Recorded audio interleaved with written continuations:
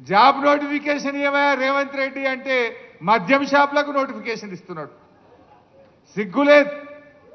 ఆ మద్యం షాపులకు ఇంకా 2 నెలల టైం ఉన్నది. అదేమో అడ్వాన్స్ పిలిచిండు. 2 నెలల ముందే మద్యం షాపులకు నోటిఫికేషన్ ఇచ్చిండు. జాబ్ నోటిఫికేషన్ ఆనాడు అసెంబ్లీలో బీఆర్ఎస్ పార్టీ ఏమైంది నీ జాబ్ క్యాలెండర్ అని నిలదీసింది. మేం గట్టిగా పట్టుబడితే ఓ జాబ్ క్యాలెండర్ని పెట్టిండు. మాట్లాడకుండానే అసెంబ్లీ వాయిదా వేసుకొని పారిపోయింది. గన్ పార్క్ దగ్గర పోయి ధర్నా చేసినాం ఆ రోజు బీఆర్ఎస్ ఎమ్మెల్యేలం. ఏంది ఈ జాబ్ క్యాలెండర్, ఈ దగా క్యాలెండర్ ఏంది అని అడిగినాం. పోనీ అదన్నా నిలుపుకున్నారా? అందులో ఉద్యోగాల సంఖ్య లేదు, డేట్లు మాత్రం పెట్టిండ్రు. ఆ ఒక్క డేట్ అన్నా, ఒక్క నోటిఫికేషన్ అన్నా ఇచ్చినవా రేవంత్ రెడ్డి అని నేను అడుగుతా ఉన్నా.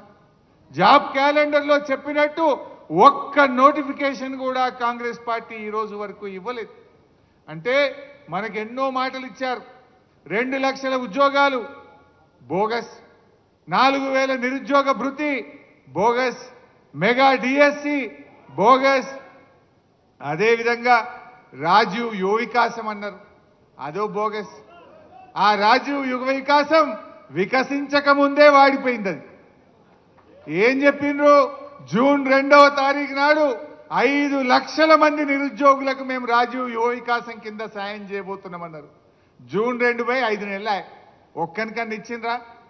మాటలు కూడా బోగస్, హామీలు బోగస్. ఇవాళ అన్ని వర్గాలను మోసం చేసిండ్రు.